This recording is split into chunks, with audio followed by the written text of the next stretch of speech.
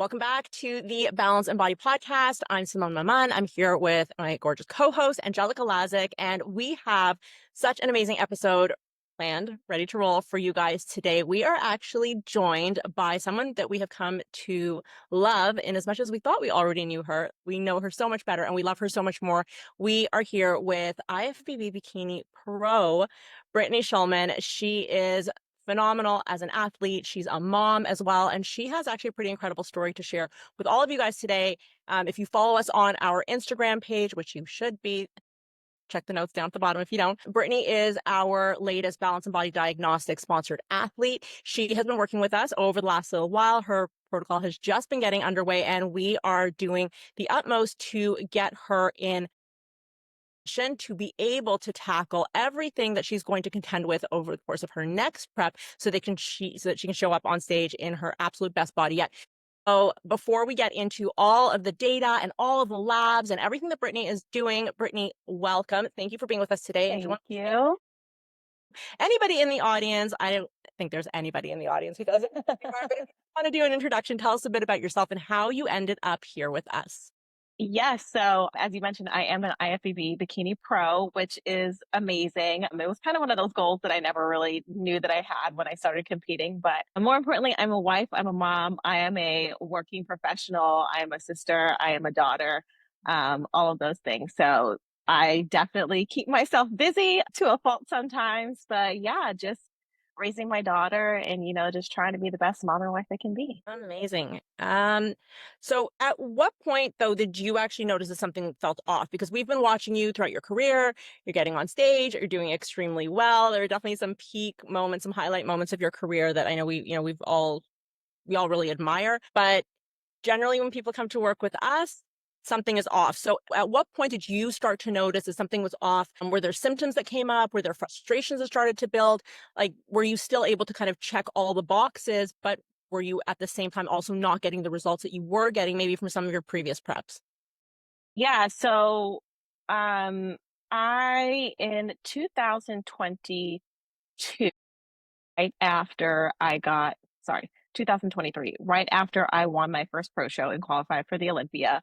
A couple weeks later I went to Las Vegas, and on my flight out there I got food poisoning. And after that, it took about 5 days before my stomach was kind of back in a situation where I won't share all of the scary details, but before my stomach was kind of at a point where it was starting to feel better. So I kind of just let that be for a little bit, but noticed that over the next month or so that things just felt off. And I couldn't quite put my finger on it, but I just knew that things were off. And through the bodybuilding community, I have just amassed, friends, people who I respect and look up to and follow their content, who talk a lot about functional health, or, gut health is kind of really one of those big things that are going on right now. So I knew something was going on, but I couldn't quite figure it out. So at that point, I reached out to a friend and we decided to do a GI map. And it did come back that I had some things going on, some H. pylori, but also some of, my gut bacteria was off. So we decided to do a bit of a gut protocol. The only caveat to that was that I was in prep for the Olympia. So it's kind of one of those things where, you're robbing Peter to pay Paul. The whole purpose of a gut protocol in reset is to rest and digest, but I couldn't quite be at that point because the Olympia was looming. So I went through that protocol and we kind of fixed as much as we could while I was still in prep. But then even after my prep, I still felt like something was off. And even though, my gut was feeling a little bit better, I am now out of prep. I just felt like my hormones have been off. I had been on hormonal birth control for most of my adult life. And, just through research and learning more about that, I realized that, me putting those hormones into my body wasn't serving me for the phase of life that I'm in right now. So I decided to get off of those. But ever since, I've felt like my body has never quite got to the place of homeostasis, of normalcy where it is. I don't quite know what baseline is because my body, quite frankly, has never been there because I had been on the birth control for so long. Right. And so knowing what prep demands, especially at your level, needless to say, prepping for the Olympia, I mean, that is the greatest of pressures as far as, the IFBB Pro stage is concerned. Was there anything in the most recent prep, or maybe the latest part of your most recent prep, that was kind of, I don't know, I guess waving a red flag that maybe you hadn't encountered before, maybe a symptom that was speaking louder in your later prep than it was earlier on?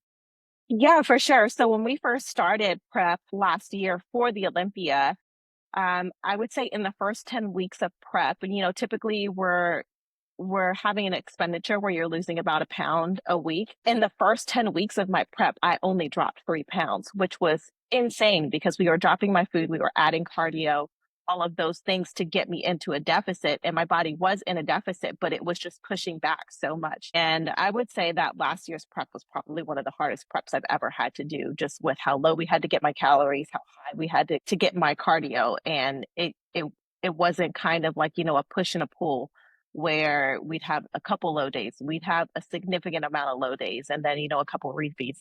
You know, Towards the end, you expect that, but a good portion of my prep had to be that hard push and pull. And we finally got there, but it did take much longer than it typically has. And then, how aggressive we had to be. We were in that stage a lot longer than we normally have been in before. And that's really typical. We find that with any sort of gut imbalances, if you're going into them with prep, one of the biggest, most common symptoms we will see is not losing the weight. And so you have to push a lot harder, or you think you have to push a lot harder, and you have to eat it less and do more cardio. But if you have those hidden underlying imbalances with your gut, Mhm. then you just are going to find that the needle won't really move. So let's chat about the GI map, the most recent one that you ran with us. We find it's usually the lab that surprises people the most. So for you, what came up in that report that really shifted your perspective? Well, as I mentioned before, when I did the GI map last year, there was some H. pylori, which Simone and I, when we've been talking on our calls, we were kind of expecting that to still be there, but it wasn't. So that was actually a huge reprieve just because, that was something that I was battling with last year. So that was kind of a nice surprise to see on there.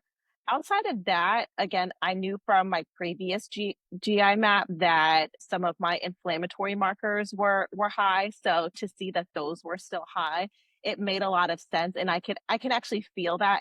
And I figured that prior to having that confirmation on the GI map results that they were still quite high, my inflammatory markers. And so you obviously have a tremendous amount of intuition about your body. This is why I'm assuming you reached out in the first place. I know, in the bodybuilding community, and I think just in sort of, the dieting space, we're often told that we need to contend with symptoms that come up because, well, if you want it bad enough, then you'll just keep going. Obviously, that isn't the case for you. Health clearly matters to you. Obviously, you Yeah. conduct yourself with a great amount of integrity. To me, that means that you want to be around for the long run in this industry. And I think that, I mean, from our conversations, obviously I've gathered that your reproductive health, motherhood, how you show up as, a partner in your marriage, all of that matters. But is there anything that really kind of like broke the camel's back? What was the sudden click that happened for you? Perhaps with respect to symptoms, around the GI map, symptoms that, were more gastrointestinal. Is there anything that just for you was like, okay, this is it. This is the turning point for me. I need to reach out. I need to do something more because I actually can't just grind it out anymore. Yeah, it was a whole host of things. As I mentioned before, I had been on hormonal birth control for most of my adult life. And I just got to the point where I realized that I needed to take care of my body. My energy has been chronically low. I know you and I specifically had talked about, low libido. And, that's important as far as, your relationship and your marriage goes, but not even just that, but like your energy levels. And I just sat there and thought, like, has my body ever been quote unquote normal? Have I ever been in a place where I have felt good? Because quite frankly, I don't know what good feels like because I don't know that my body has ever been there because I've always been supplementing with the hormones. So I need to get to the point where my body is able to do what it naturally is made to do. And the only way that I'm going to be able to do that is to sit my behind down, get the tests run, and then, really dive 100% into the protocols and into what I need to do in order to get my body into a place where I'm feeling comfortable, because it's not aesthetic for me at all. It's a level of comfort and, being very intuitive with my body. Since I've been competing, like, I just don't feel good, and I want to get to the point where I feel good, both like physically and mentally. And I know that my hormones and all of the things that are going on with my hormones in my gut are playing a huge part.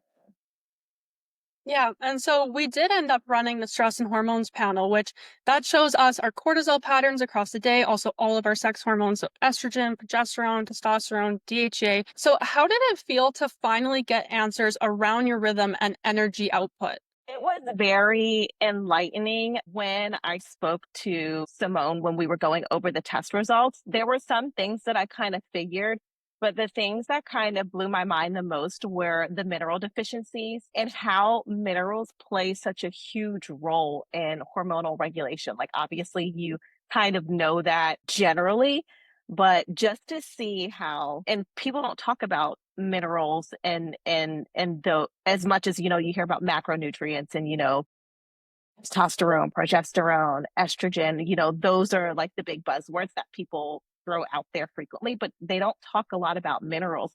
So when I saw that a lot of my mineral markers were off, and Simone was explaining that, if we fix these, if we, take care of these, some of the other things will likely correct themselves because of these deficiencies. And you don't hear a lot about that. And I too wonder, when you go to your regular doctor and you're going to your general practitioner, I've never gone to my general practitioner and they've tested my minerals. And, it's kind of mind boggling that that isn't something that is standard standard procedure when you go in for like your yearly physical or your annual gyno exam. They test they test your hormones, maybe, but why aren't we testing to get a full picture of what's going on? Because everything is linked. There's not one single thing that you do that's going to just change the one thing. Like, when you make one change somewhere, it's going to affect so many other different systems and everything downstream. So why would you not test everything to get the full picture so that you can take care of the full picture? And you're 100% right. So it works bi-directionally. So when we make, a change that we take on a certain stress load, it affects all of our systems in the same way that correcting perhaps a mineral ratio or dealing with a heavy metal toxicity or working directly to, correct something that's going to influence that cortisol pattern, that's going to have upstream and downstream very positive effects as well. So seeing everything on paper, I'm sure, was really validating for you. It was for me personally. The first time I ran my test, it just really made me feel like I could trust myself again, because everything that I was feeling, everything that I was thinking was wrong was in fact actually happening with my body, Yeah. despite the fact that other labs, conventional labs, dismissed it, practitioners dismissed it, and frankly, industry dismissed it. It was just always chalked up to being, you're a mom, you're working really hard, you've got businesses, this is just life, this is your age, it's perimenopause. So for you, once you had that documentation, once you had all of that data, as a reflective, can you remember any times where maybe if you would have paid closer attention, or maybe, if somebody would have been like, yeah, definitely tune in, you're on the right track, you would have noticed that your body was compensating? And if not in your own case, do you actually see athletes around you whose bodies are clearly compensating and they just don't know it yet? Yeah, especially in the bodybuilding industry. I mean, it's easy to kind of write it off as, your prep should be hard and you should be suffering, but that's really not the case. Like, there is a point to where, your calories are going to get low, your output is going to be high, but you shouldn't be starting out that way, which for my past prep, for sure, last year, we were aggressive pretty out of the gate. But yeah, it's one of those things where it kind of breaks down your trust in the conventional side of medicine, because it's like, I'm telling you these things are wrong. I am not in a position where I have the knowledge to be able to diagnose myself, but I do have the knowledge of my body. I've been living with it for 37 years. I know when something is wrong. So it's pretty frustrating when you're reaching out to your doctor or to, your practitioner trying to solve the problem and your voice isn't being heard or it's being written off or, it's not some glaring red flag. I'm not, bleeding from my eyeballs for you to be like, okay, let's go fix this. But, when I'm telling you that there's something that I just feel is wrong, not having the dismissiveness to just be like, well, you're a woman, that's just how it is because women's hormones and yada, yada, yada. No, like, get off your butt. Like, let's do the work to figure out what is going on because, everyone deserves to feel good in their body and everyone deserves to be able to, get up and have the energy to do whatever it is that they are wanting to do throughout the day. And to, just again, feel good and wake up energized and feel like you can go about your day and not be sluggish or, feel down or, having these emotional highs and lows. And, your hormones are such a huge role in that regulation. If I could just ask a quick follow-up to that, because I love that you brought up this entitlement to actually feeling good in your body. And I have to assume that you mean even throughout prep. What would you say are the things that athletes should look out for as far as symptoms? And to what degree can we actually feel good in prep, do you believe now? So for me specifically, some of the symptoms that I noticed kind of right away were my ability to recover, whether that's my energy or just physical recovery from a hard lift.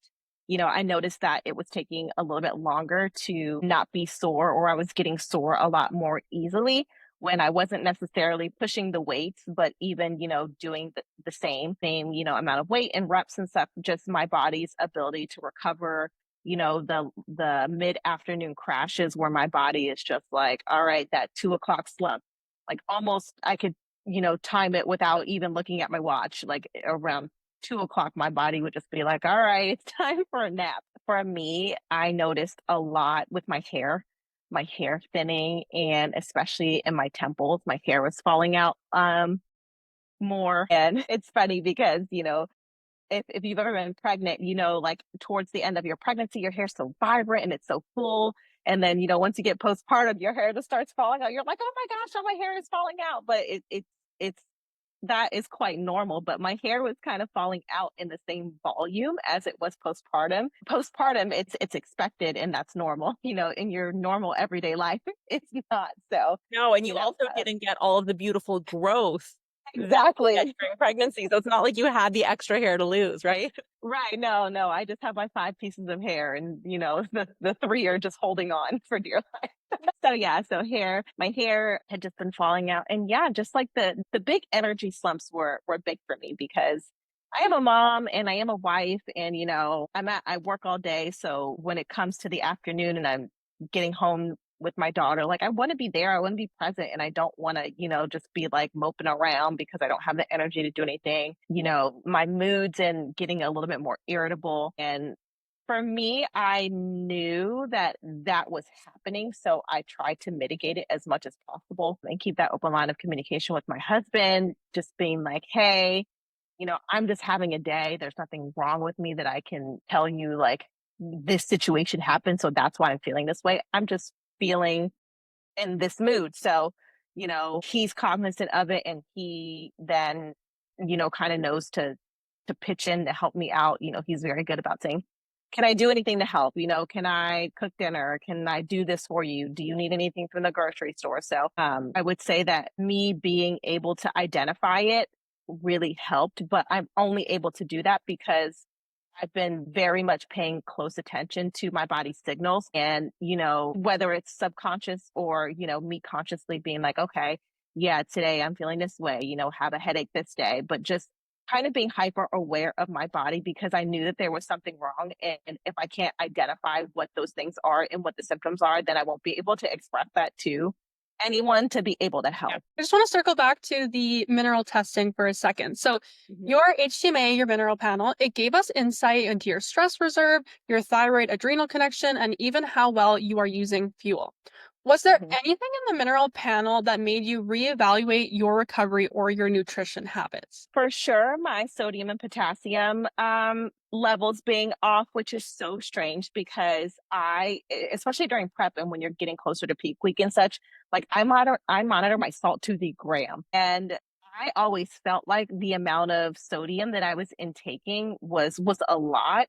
But to see that that balance is off, that was kind of eye opening. So whether it's the level of sodium that I'm getting to potassium obviously isn't there, so just kind of finding that balance. So just kind of monitoring that more and making sure I'm properly hydrated. And a lot of times we think about hydration as just fluids, water, those types of things, but we often forget about hydration isn't just about the fluid, it's about the mineral balance between, your electrolytes. So I've really been very cognizant of when I'm hydrating now to making sure that I'm paying more attention to the electrolyte portion of that and not just shoving water down my throat. So that's been a huge game changer for me. And I know you all did recommend, the hydration drink, and it's just the coconut water and the Celtic, I don't know how to pronounce it, the salt. And I really feel like that has been a good, I don't want to say pick me up in the afternoon, but I do drink it in the afternoon. And so another thing for me, especially with coming out of prep, towards the end of prep, we become caffeine, addicts and consume way too much caffeine. So I was telling Simone when we spoke a couple weeks ago that my goal even before we started the protocol was to really back down my caffeine because I quite frankly I can't even justify me intaking that much caffeine anymore because one, I don't need it and it's not serving me in any purpose to just be guzzling caffeine. So instead of having like an energy drink in the afternoon, I've replaced this hydration drink with that. And it's something that I look forward to every day, which is so silly, but I just like love it. And I'll just have my little drink. And sometimes I'll put some, like a lime Topo Chico in there to make it extra fancy and feel like, my bougie hydration drink. It's like your But yeah, energy mocktail. It's the mitochondrial yeah, mocktail. But that's the thing, right? Like exactly. when we're using caffeinated products, whether it's a straight caffeine supplement or, coffee or an energy drink, what we're effectively doing is not giving ourselves more energy, but we are ablating the ability to feel how tired we are. We're giving ourselves Mhm. the perception of energy, really Yeah. as a lack of tiredness. And I recognize that, to be able to get through a workout or just get through the rest of your day, sometimes that's fine, right? Well, we'll take what we can Mhm. get. But what we're trying to do with you is actually work on true energy at the level of mitochondria so that your body can actually feel, in the absence of caffeine, that it has what it needs to think clearly, to get through your day, to show up as all of the women that you told us that you are at the beginning of the podcast.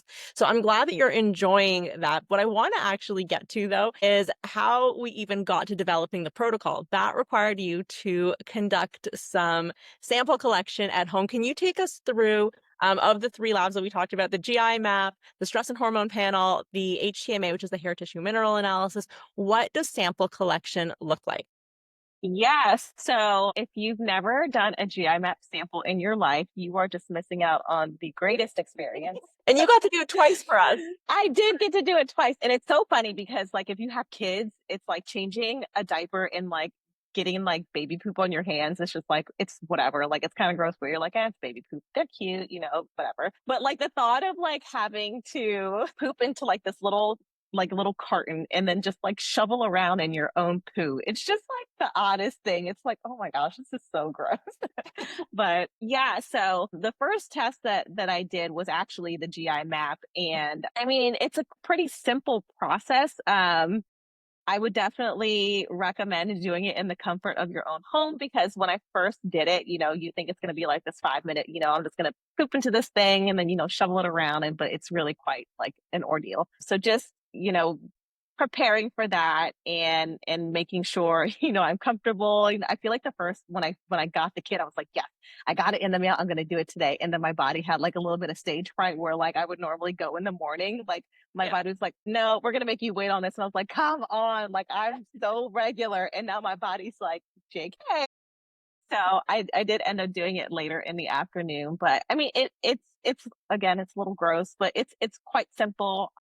and you're taking the samples from different portions of your sample to make sure that we're getting like the full picture, because again, I know that you mentioned parasites, they can hide in one spot. So if you're only taking the sample from the one spot, then you could be missing out on valuable data from other portions of the stool.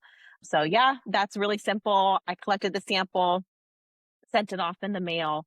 And that's fairly simple. So while it's the most kind of gross test, that one was simple. The hair test, the hair trace mineral one was interesting. I've never done one of those before. So again, the thought of me cutting my hair, I'm like, all right, I only have 5 pieces of hair anyway, and now I gotta cut my hair. So that was funny. And my husband helped me with that. Again, very simple, washing my hair, making sure that it was very clean, no products, which the first time I went to do it, just me being on autopilot, I washed my hair, got out, started to comb it, immediately like sprayed my leave-in spray, and I was like, crap, idiot, you're not supposed to do that. So I had to wait till the next wash. But yeah, just being cognizant of those things.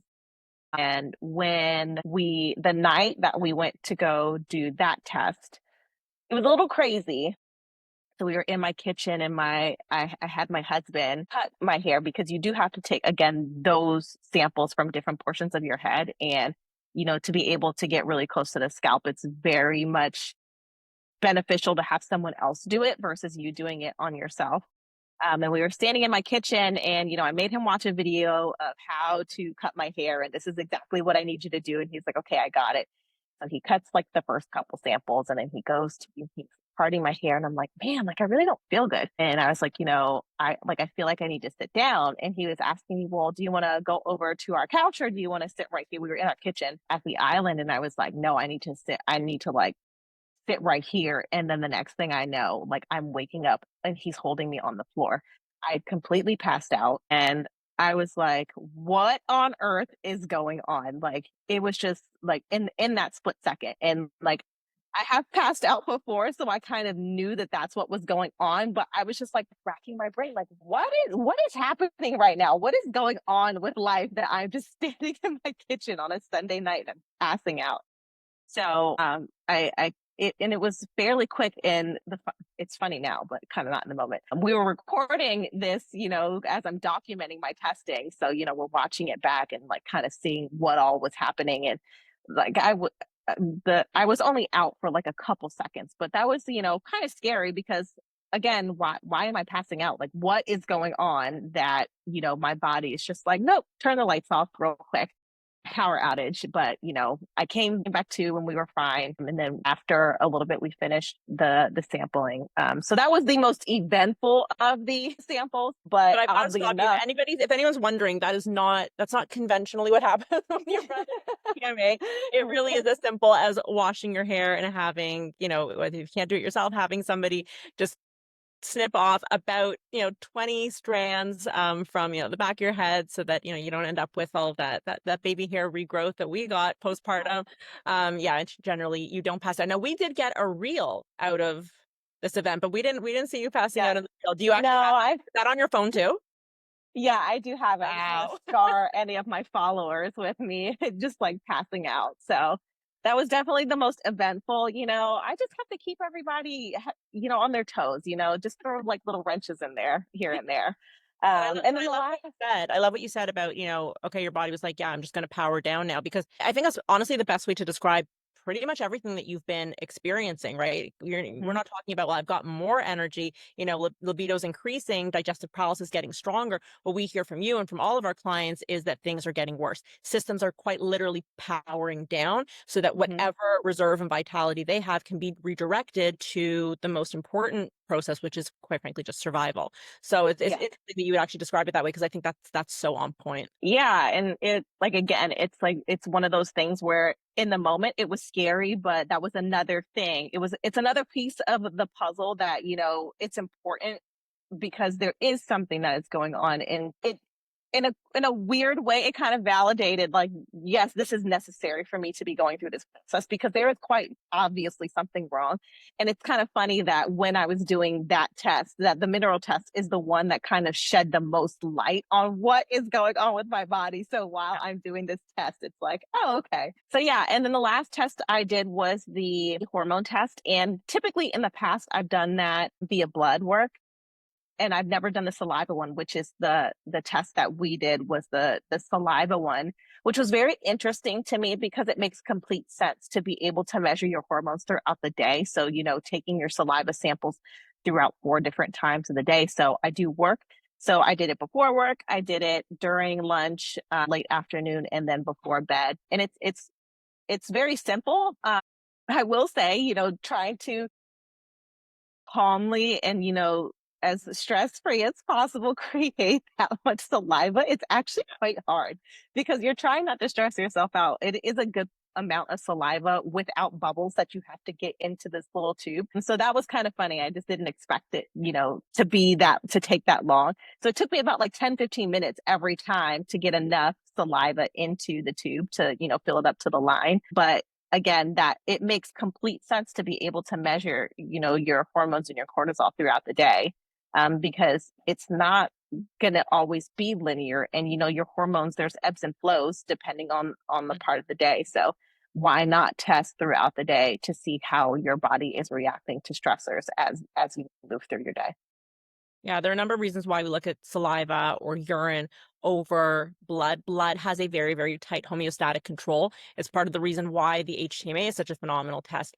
Blood likes to stay in balance, and so oftentimes it'll borrow properties from other cells in the body to be able to bring blood levels back to balance, or it will actually shoot them outward towards soft tissue, like for instance our hair. So that's why the HTMA is so phenomenal. It's why we like to look at things other than just blood. I know in the bodybuilding space, we've all gone really used to just going and getting our labs done, but labs meaning exclusively blood. And there's so much more that we can learn about the body, how it's functioning, how it's dysfunctioning, and when we look at other samples. And so, with hormones, with cortisol, yes, we do like to look at it throughout the day because, as you said, it's not linear. And in fact, it's not supposed to be linear. Cortisol is supposed to have a very strict pattern throughout the day, peaking in the morning and then sort of, dropping, I guess, most significantly towards midday and then tapering off towards the end of the day. And oftentimes with our athletes and just women in general, we see this really crazy roller coaster ride. And so, going in and getting your blood drawn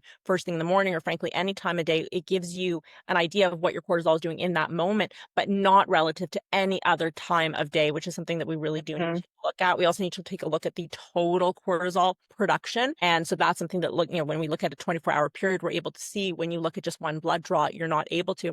And even with respect to your other hormones, they're pulsatory in nature. Like you said, ebb and flow, up and down. So being able to, again, to take a look at them over the course of the day is really, really powerful data.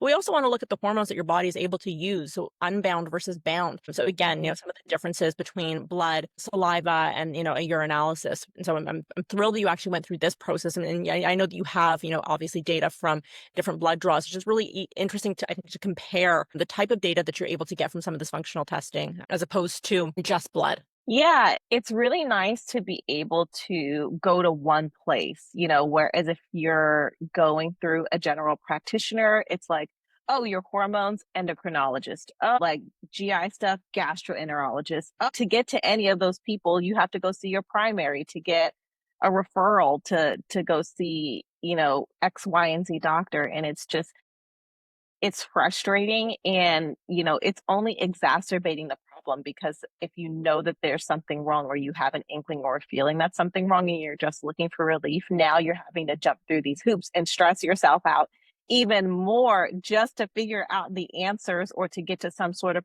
resolution. So it's really nice, to be able to come to practitioners like you all and go to one spot and right out the gate be like seen and heard and feel very validated in your concern, but not having to go to like all of these places and do all of these things in order to find the answers. Like all these tests I did in the comfort of my home, which was so convenient. And it's like, that in and of itself was a stress relief. I don't have to take off work. I don't have to worry about getting up early this day so that I can get ready to go to work and then go to a lab and then, go about my day. I got up and, I did the test in the comfort of my home.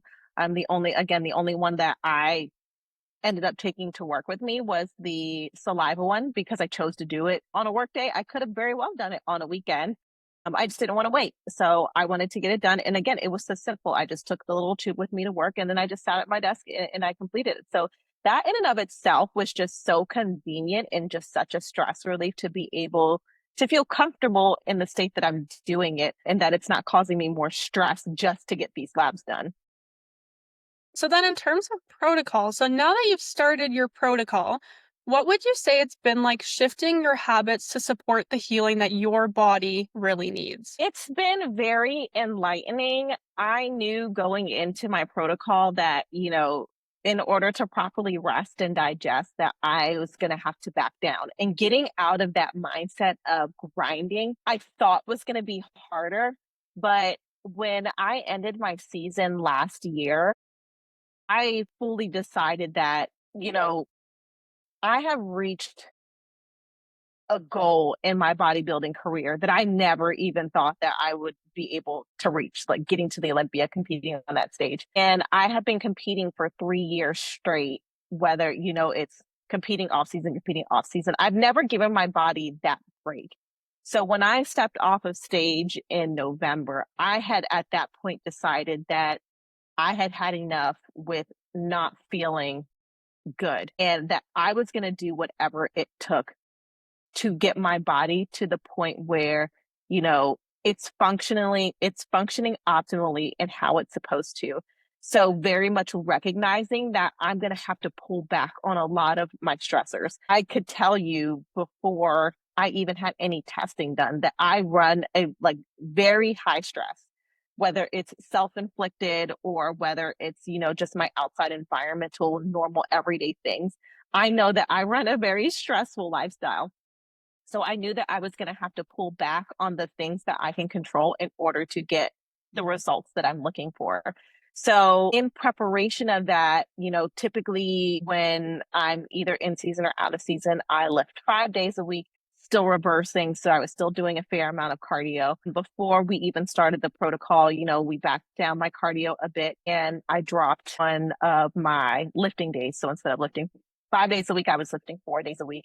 I made the decision again to back down my cardio, in preparation for this protocol. And then once Simone and I discussed it, we backed it down even more. And in my brain going into it, I knew that that was going to happen. And I was a little bit nervous about it. But honestly, so I've been kind of in this protocol for 3 weeks. It has made a huge difference just in my daily stress. Like I am not waking up and jumping on my treadmill. I'm waking up and just sitting my face in the sun and, soaking up well, it's been raining here for the past 2 weeks, but, as much as I can, just getting in that light and really slowing down. And it's really funny. I was talking about this on my Instagram stories the other day that a phrase that we use at work is, you have to slow down in order to speed up. And that's what we're doing. We're slowing down now so that later we can speed up when we need to. And I really have been trying to sit with that and really making sure that I'm doing those things to slow down. So again, like I'm not getting up in the morning and jumping on my treadmill to start off my cardio or start off with movement. I'm just like being zen as much as possible and really just sitting in the moments of things and not feeling like, okay, that task is done, on to the next one. Okay, this task is done, on to the next one. Okay, this is my time block for this. So then I have to do this. And then I have a time block in 20 minutes. So I got to get this done so that I can start my next time block. Really just understanding and seeing how I am stressing myself out and trying to mitigate that as much as possible. I've been able to spend more time with my daughter and do more of those things and spend more time with my husband and do more things. It's starting to get nice outside and I don't want to be stuck in the gym. I want to be out doing things with my friends and doing things with my family. So it's really just been, I don't want to say the push that I needed, but it was the push that I needed to really just like back down and be a human and not feel like I have to be a bodybuilder and not feel like I have to be in prep or I have to be in that grind mode all the time. There's a time and a place for it, but for now, my time and my place is to just rest and relax. And so you've made some pretty significant shifts across virtually every area of your life. So yes, there is some supplementation involved in your protocol. I know you just got one of yours yesterday, started on it today. Obviously, you're having to pay attention to things like your sleep hygiene, and not just how you're going to sleep, but like you alluded to, how it is that you're waking up and stepping into your day. Nutrition strategies, so maybe a little bit different than the typical timing that, we've been used to. Like you said, you're not doing cardio first thing in the morning, hopefully nourishing or nutrifying yourself first thing in the morning. It hasn't been a very long time. You're right. It's only been about 3 weeks since you've implemented, and I know you've been kind of sequencing things in progressively. Are there any notable changes that you've already witnessed? The biggest thing is my energy throughout the day. I don't wake up tired. And one of the things that I noticed like a huge difference in is kind of the PMS symptoms. So I would say like women the week leading up to my cycle, you get extremely, well, for me, I would get extremely tired, like, and I would wake up and still be exhausted. And, I'm going throughout my morning, I'm yawning, I'm like those long blinks at work. And then, I would get those afternoon crashes. In doing this protocol, how it lined up with my cycle, I had been on the protocol for about 2 weeks. And then the week leading up to my cycle, it was like midway through the week. And I was like, wait, I'm supposed to be getting my cycle like in the next couple of days. And I feel great. Like I am not exhausted at all. And it was gloomy outside and my office is by a window. So, I'm very much one of those people, like when it's bright and sunny and shiny, you're like, oh my gosh, I have so much energy. And then when it's dark and gloomy, you're like, oh my gosh, I just want to take a nap. Like even when it was dark and gloomy, I was still just like bright eyed and bushy tailed. And I was like, man, like that is huge for me because that was something that like, for 4 or 5 days, I'm just like moping and I'm just like, low energy and it's hard to get motivated to do anything. But I was just like, this is a huge difference.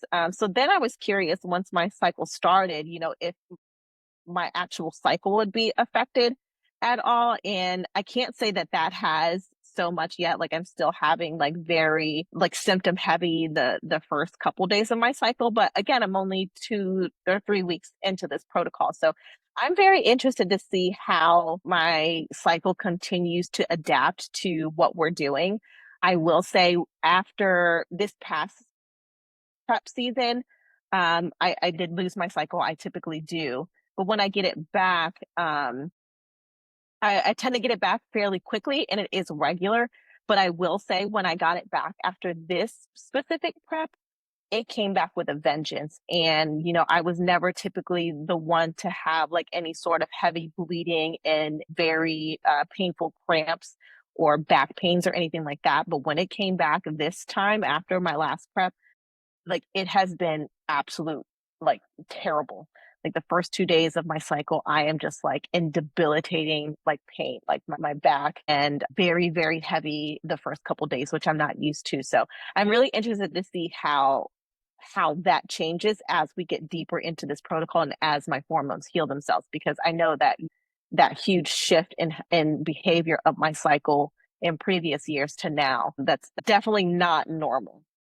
And there are things that we saw on actually across all 3 labs, the HTMA, the SHP, the GI map, that all help us understand why that's happening. You'll have to keep us posted in the coming months, how your cycle sort of levels out, and if you're able to actually get through that week with more comfort, with more ease. I do recall though, because I watched it just on the tail end before it actually dropped off, but you mentioned something on your Instagram stories about your aura ring. Yes. Yeah. So, and it's funny because data can sometimes be a stressor in and of itself, but which to me before it had been, but now it's kind of one of those things where it's like it's working. Like the things that I'm changing are working. So my sleep score, my readiness score, and all of my scores. So if for anyone who doesn't have an aura ring, you get a score out of 100 per day, on your sleep, your restfulness, and your activity. anything over an 85, you get like a little crown, and it's like, oh yay, like you got above 85. So your goal is typically to get above an 85 in these specific scores. From during prep till about a couple weeks ago, my resilience was just in the dumpster, and my readiness was in the dumpster. Like my HRV was uncharacteristically low. My resting heart rate was higher than it had been when I was sleeping. So with being on this protocol the past 3 weeks, I've really noticed that my sleep is a lot better. I'm waking up again more. I'm not waking up and feeling tired still. I'm waking up and I'm ready to start the day. My deep sleep and my REM sleep has I would say about 30 minutes more than it had been prior to starting. So I'm getting deeper sleep. I'm getting more REM sleep, which is when your body is really recovering and your brain and all of your muscles are and your cells are regenerating. So that is awesome. And then my HRV typically tends to drop the week before my cycle, but then once, my cycle starts, it starts to creep back up. So that has been normal, but the numbers are higher than what they typically were. And my resilience, so it goes, I forget the exact numbers, but it goes from like solid to, there's a range, and it had, mine for months had been on the lower range. And as you can just like see the linear climb that it has been going on since I started this protocol, where it's just every day just climbing higher and higher and higher. And my resilience hasn't been in that level for goodness months. So that's been very validating to see that whether I can physically like pinpoint it and tell you, yes, this is different, my body is telling me through this data that yes, you are doing the right things and we're moving in the right direction. So whether I can verbally say, yes, today I did this and that affected this, I don't have to, because the data on my ring is telling me that. So it's telling me that I'm moving in the right direction and that I'm doing the right things. And that's just in and of itself motivating, because you feel, when you're more motivated to do something when you know that it's working. And I can tell that it's working physically, but I can also see the data that is validating that what I'm feeling isn't just like a placebo or me trying to talk myself into believing that it's working. No, it physically is. So that's been great to be able to follow that as well. And other than being crowned the queen of Aura Ring data, like you're well on your way to doing that, what are the major shifts that you want to experience? What's the game plan here? Like when we're going into our next contest season, what do you want to feel like? What do you want your body to perform like? How will we know that this functional process has actually delivered on its promises? Yeah. So one of the things that we talked about as well is that I was kind of feeling like my body isn't absorbing nutrients, and I was feeling like the output that I was outputting, my ROI wasn't very good. So I was putting out a lot, but I wasn't getting much in return. Then, feeling like having my food low was the only way to maintain, leaner physique. So really the goal is to get my body to a place where it is functioning optimally, so that when I do go into my next prep, we're not coming guns out of the gate, high cardio and low calories. Getting my body to a point where the food that I am putting into my body is being absorbed properly to be able to help my body function the way that it's supposed to. So that's really important to me. Whether I step on a bodybuilding stage again, that's not the purpose of this. Will this protocol and will this process help that? 1000%. But for me, it's more of, really paying attention to my body and honoring what all it has done for me thus far, and just taking that time to honor it back by doing what I need to do and controlling what I can control to make sure that my body, I'm setting it up for like the rest of my life. You know, I have a child, and, my body has served me so well, but I haven't always served it the best way by going through, 3 years straight of bodybuilding like nonstop. So, the goal is to just get to a place where my hormones are in an optimal level. The nutrients in my body systems are running optimally, so that, I'm absorbing what I need to absorb, because it's not just about bodybuilding, right? I'm getting older, and hopefully my body is still functioning, in another 50 to 60 years. So the things that I'm doing now are going to set myself up for that, so I'm not dealing with osteoporosis or, any of those, things that we can control with actions that we're taking now. So just really making sure that as I am getting to, that midlife, that I am taking care of my body so that it can serve me for another 30, 40, 50 years. So that's really important. And, I only stand to benefit through this process and through this protocol and these behavior changes. Again, whether it be just to live a normal, everyday human life, or whether I choose to step on a bodybuilding stage again. And for those who are listening who may be hesitant to run labs or change what they've always done, what would you say to the woman who is afraid of finding something wrong? I would say that, would you rather live in a state of uncertainty and not knowing and not fixing something that, you could fix? Or would you rather, run these tests? And because again, too, you might find something else is going on that you even had no clue about. So I think it's really important for women to not feel like, if something's wrong, or if you have an inkling, not feel like you need to be justified in order to reach out. Like, even if you are, everything are quote unquote normal or within range, there's a difference between being in range and running optimally. So, we need to get out of this habit of thinking that, oh, it's in a normal range. Well, yeah, normal is relative, just like percentiles. I'm in the 95th percentile for height, but yeah, that's on a very specific, group of people. So, would you rather be, just kind of in this cluster of people, or would you rather, able to know that your body is functioning optimally for you, regardless of, the other people who are in your sample group, which is essentially what these highs and lows and and normal levels of things are. So just not don't feel like, you have to have a reason to justify getting lab tests done, or even if you're just curious and want to know where things are, why not just know? Because again, you might find that there is something that you can fix, so that you can feel even better than you currently do. And again, that was one of my biggest reasons for starting this. I don't know that I've ever known or experienced what feeling good is for my body. So I am doing the things that I need to do now in order to experience that. And I'm really looking forward to feeling, that feeling of what it feels like to feel good. And we all deserve to feel that way.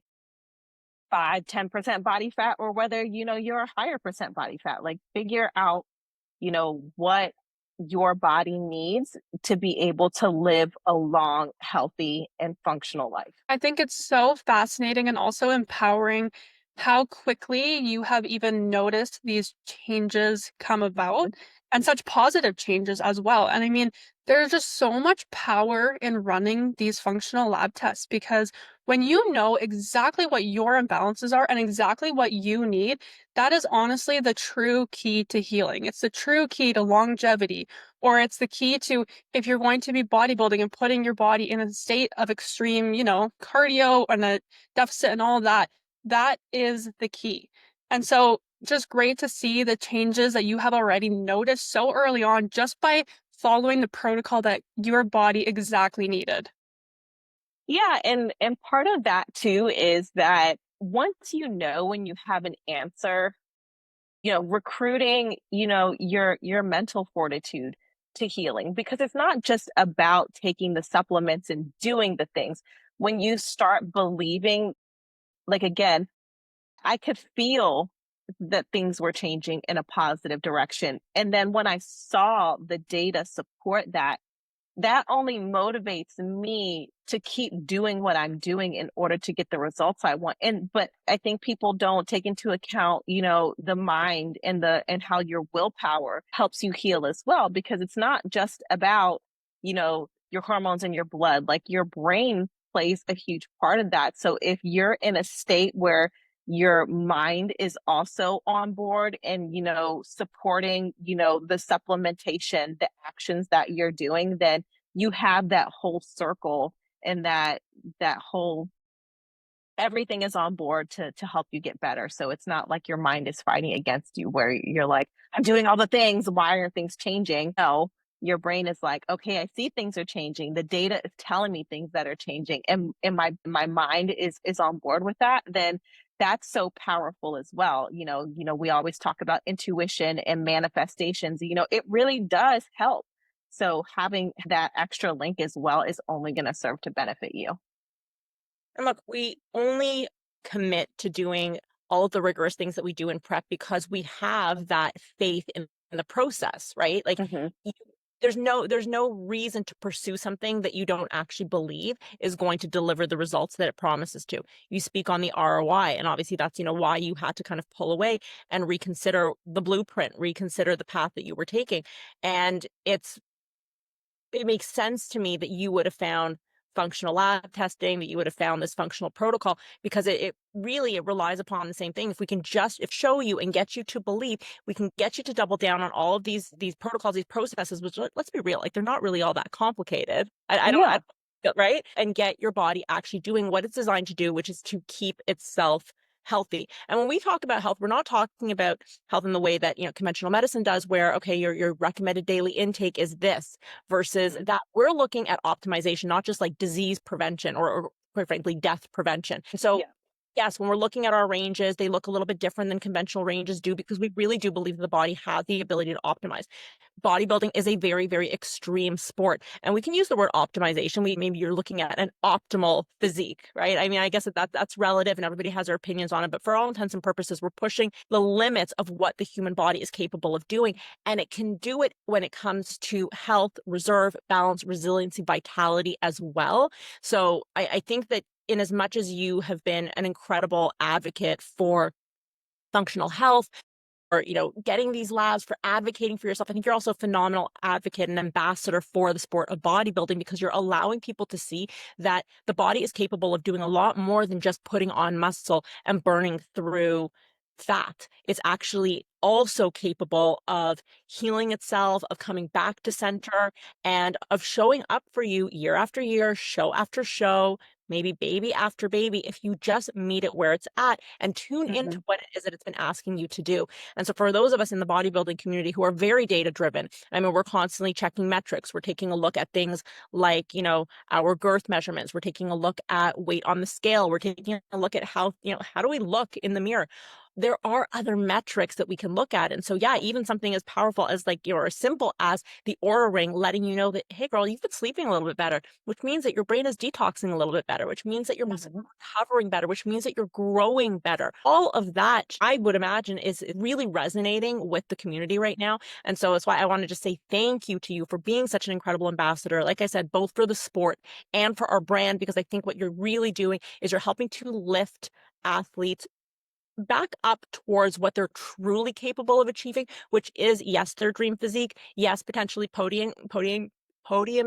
Is that it? Can we make that into a verb? Getting up on podium, Yeah. getting that top 5, the top 3, that first place, that maybe even that Olympia qualification, but also doing it in a way that is that can still fit comfortably into their life, and that isn't going to actually deplete all of the other things that are so important to them, like their relationships, like their ability to produce, like their ability to just kind of show up where they've committed to. So Mhm. I want to thank you for that. And I just want to invite everybody, please, you can just check in with Brittany. I know that she is, she says nothing is off limits. She's really very, very committed to sharing her story and helping everybody out, helping all of you get back to incredible health. You can reach out to her. You can reach out to myself or Angelica, whether it be if you want to leave a comment here on YouTube, if you want to send us, a DM on Instagram, or if you just want to hit us up through the website. We are so happy to be here, help you, guide you, answer your questions, maybe be that one voice that's going to validate how it is that you've been feeling that everybody else has been kind of shushing. then do go ahead and reach out. But if any of this has been resonating with you, if you're curious about where you're at right now, if you just want to kind of check your baselines before you go into your next prep, or if you've been ignoring symptom for a long time and are really curious about how functional labs can help you out, then definitely do reach out. Again, Brittany, I just want to thank you so much for being so transparent with everybody. I know a lot of us tend to only share, the highlights, but clearly that's not you. You are the realist, and we are so grateful to you for that. So to everybody else, thank you for joining us, and I hope you tune in next time on the Balance and Body podcast. Amazing. Yeah. Thank you so much for being here, Brittany. And we will see you guys on the next Balance and Body podcast. Thank you for having me.